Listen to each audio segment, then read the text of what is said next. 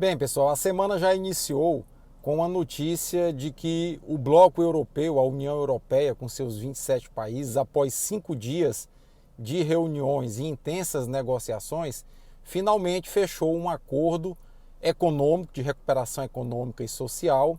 para os países da União Europeia. A princípio havia uma certa resistência a esse acordo, porque os países nórdicos, países do norte da Europa, Holanda, Suécia, Noruega, estavam se posicionando contra todas as cláusulas do acordo, porque eles têm índice de desenvolvimento maior que os países do sul, enquanto Portugal, Itália e, por exemplo, a Grécia estavam pressionando para a aprovação desse acordo. Foi necessária, portanto, a intervenção da Alemanha e da França. Emmanuel Macron, pela França, argumentou muito a favor das medidas a serem tomadas, e a Angela Merkel, por parte da Alemanha, não só argumentou, como aumentou o aporte da Alemanha, que é uma das economias mais fortes do mundo, a esse projeto de recuperação que já está sendo chamado de novo Plano Marshall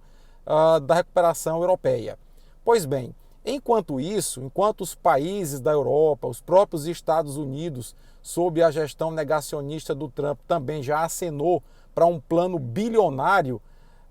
no Brasil nós estamos meio que tateando em relação a isso. Só para vocês terem uma ideia, esse pacote de recuperação da economia europeia gira em torno de 750 bilhões de euros. Isso mesmo, são mais de 4 trilhões de reais, fazendo a conversão do euro para o real. Desses 750 bilhões de euros que a comunidade europeia, que os países europeus do bloco europeu aprovaram nesse plano de recuperação, 390 bilhões de euros serão destinados a subsídios na forma de apoio à renda mínima para as pessoas desempregadas, a pagamento parcial de folha de pagamento de pequenas empresas em dificuldade econômica, e outros 360 bilhões de euros serão destinados a empréstimos para as empresas manterem os empregos na Europa e terem um capital a mais para fazer a recuperação da economia europeia.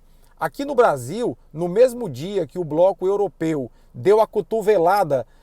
saudando a aprovação do acordo, o Paulo Guedes entrega no Congresso Nacional ao senador Davi Alcolumbre o pacotão fiscal. Ou seja, o governo brasileiro não altera em nada a sua agenda neoliberal de reformas, mesmo durante a pandemia, e de privatizações. O Guedes já avisou que até o final do ano serão privatizadas 3 grandes estatais brasileiras. Ou seja, o governo brasileiro, ao invés de estruturar, como o mundo inteiro está fazendo, planos de enfrentamento à pandemia e planos de enfrentamento à crise econômica que afeta principalmente micro e pequenas empresas no Brasil, mantém a pandemia como uma cortina de fumaça para seguir adiante na sua agenda neoliberal. O governo demonstra com isso uma grande insensibilidade do ponto de vista humanitário para com a saúde das pessoas, porque não há um plano centralizado de enfrentamento da pandemia de Covid-19, e demonstra também uma grande insensibilidade do ponto de vista econômico. Haja visto que nós temos diversas, dezenas, centenas de micro e pequenas empresas que já estão fechando e que não retornarão mais às suas atividades econômicas mesmo após a pandemia. Essas empresas estão tendo uma enorme dificuldade de acesso ao crédito, foram destinados 70 bilhões de reais, mas essas empresas não têm como dar as garantias que os bancos estão exigindo para conceder esses empréstimos, e basicamente o que o Guedes fez foi inserir lá na PEC 10 de 2020, que já foi aprovada e virou uma emenda constitucional, um dispositivo que autoriza o Banco Central a comprar títulos da dívida privada de grandes empresas e de grandes bancos, argumentando que essas grandes empresas e esses grandes bancos devem ter ou deveriam ter liquidez para fazer a economia girar. O Banco Central já comprou no mês passado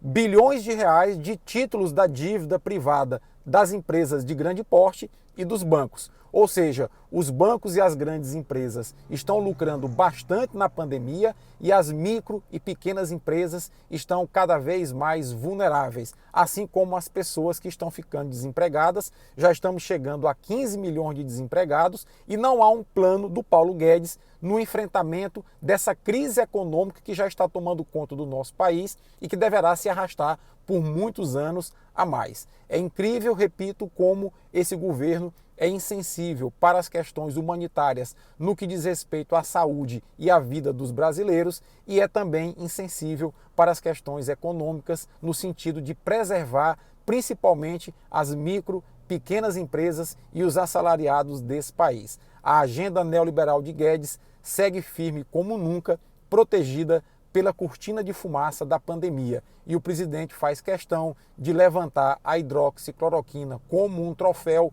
exatamente para acobertar os maus feitos de seu governo no que diz respeito à saúde e à economia. Tenham todos aí uma boa quarta-feira. À noite eu volto para falar um pouquinho da hidroxicloroquina, ivermectina e da Anitta, ou melhor dizendo, do Anitta, que é do remédio, não da cantora Anitta, que são medicações que estão sendo propagandeadas como manjares para salvar os brasileiros da pandemia. Forte abraço, tenham todos um bom dia e até a noite.